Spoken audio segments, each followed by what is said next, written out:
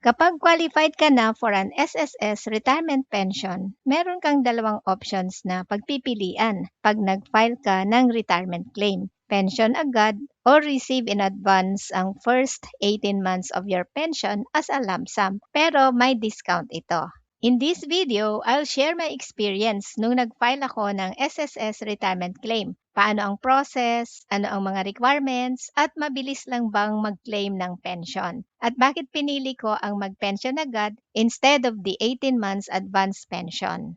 Pwede ka na mag-claim ng retirement pension at the age of 60 pag nag-retire ka na at nag-stop ka na mag-work at meron kang at least 120 monthly contributions prior to the semester of your retirement. Pero kung 60 years old ka na at working ka pa rin, hindi ka pa pwedeng mag-file ng retirement claim. Meron akong kilalang retired OFW, 60 years old na siya, kaya nag-file siya ng SSS retirement claim pag-uwi niya sa Pilipinas. And then nag-start na siya makareceive ng pension. Kaya lang nag-decide siyang magtrabaho ulit sa Pilipinas. Kaya na-stop muna ang SSS pension niya. So nagtuloy ulit siya magbayad ng contribution. 65 years old ang mandatory. Whether you're still working or not, pwede ka na mag-file ng SSS retirement claim. Paano naman kung less than 120 monthly contributions lang ang naihulog? Hindi ka qualified for a lifetime monthly retirement pension. Instead, makakatanggap ka ng lump sum benefit equivalent to the contributions na binayaran mo plus interest na kinita ng perang naihulog mo. Pero kung gusto mong maging qualified para sa monthly pension at malayo ka pa sa retirement age, pwede mo ipagpatuloy ang pagbabayad ng SSS contributions. Pero don't stop at 120. Kung kaya mo pang mag-contribute, much better kung more than 120 months ang credited contributions mo. And aside from the number of contributions, importante rin ang average monthly salary credit or AMSC. The more credited contributions you have and the higher your AMSC, the higher your potential monthly pension. Kaya kung hindi ka pa naman magre-retire, continuing your SSS contributions will help increase the pension you can receive in the future. Aside from your regular monthly pension, meron ding 13th-month pension every December. Sa mode of payment, the monthly pension or lump sum will be credited to your UMID card enrolled as ATM. Pero sa ngayon wala na yung UMID card, may SSS card na siya. Pero pag wala kang UMID card or may SSS card, kailangan mong mag-enroll ng disbursement account through the My SSS portal bago ka mag-file ng retirement benefit claim sa SSS. Take note, hindi pwedeng existing personal bank account ang gawing disbursement account for pension. Kailangan daw ng new bank account specific for SSS pension.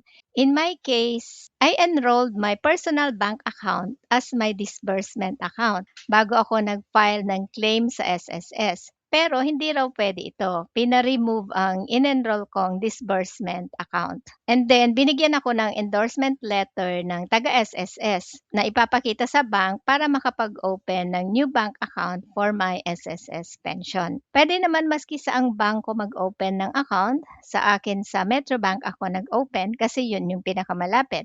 And once may bagong account ka na, enroll the new bank account online through the disbursement account enrollment module under the e-services menu of the My SSS portal. And then kailangan mag-attach a copy of the deposit slip and kailangan ng selfie na hawak ang deposit slip.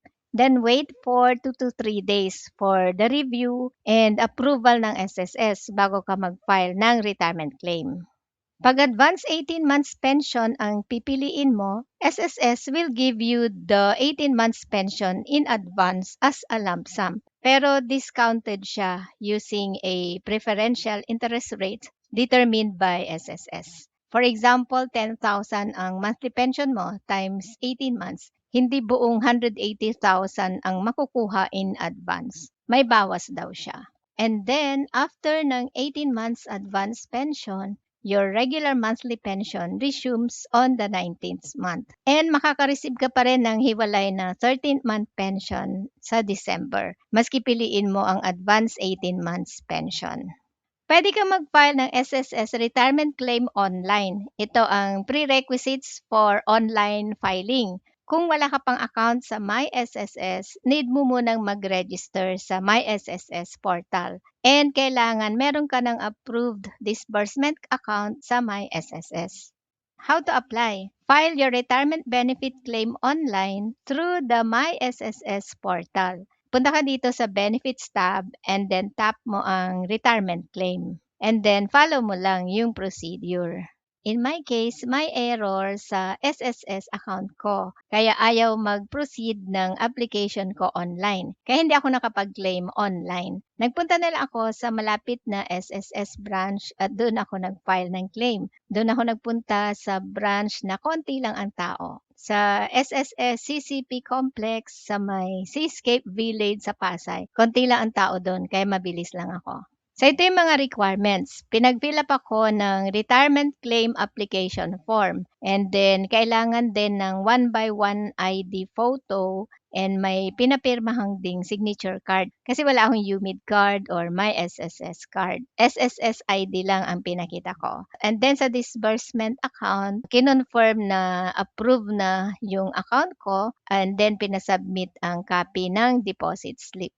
So here's my claim timeline. Noong December 2025 ako nag-file. Nag-open ako ng new disbursement account for SSS pension and then in-enroll ko online through my SSS portal bago mag-Christmas noong December 2022. And then after Christmas, December 27, nagpunta ulit ako sa branch and submitted all my requirements. Pag daw walang problema at ma-approve agad ang claim ko, January makakatanggap na ako ng pension. Pag wala raw ako matanggap ng January, balik daw uli ako sa branch. So sa awa ng Diyos, pumasok na ang pension ko around end January. Nagulat ako kasi 4 months advance pension ang ibinigay nila. Hindi sinabi sa akin ng taga-SSS na may advance pension pala na 4 months. And then after a month, naka-receive naman ako ng lump sum. Yung mandatory pension booster ko, dineposit siya as lump sum. Wala akong voluntary pension booster. And then, nag-start na ako mag-pension noong May. And then, in June, nakatanggap agad ako ng 10% increase sa pension ko. So, ang sabi ng taga-SSS hanggang 2027 daw, may 10% increase sa SSS pension. So, bakit pension agad ang pinili ko? Kasi gusto ko makakuha agad ng monthly pension, pangdagdag sa monthly expenses at buying power na rin. At wala rin akong planong paggamitan ng lump sum. Kasi pag naubos agad ang 18 months na advance pension, matagal pa bago mag-resume ang pension sa 19th months pa. However, kung meron kang specific need for a large amount of money, starting a business, making a major investment, or paying off debt, the lump sum option may make more sense for you. So, personal choice siya. It depends on your financial situation, your needs, and how you prefer to manage your retirement benefit. At saka mabilis maubos ang pera. Baka maubos agad yung 18 months advance pension mo.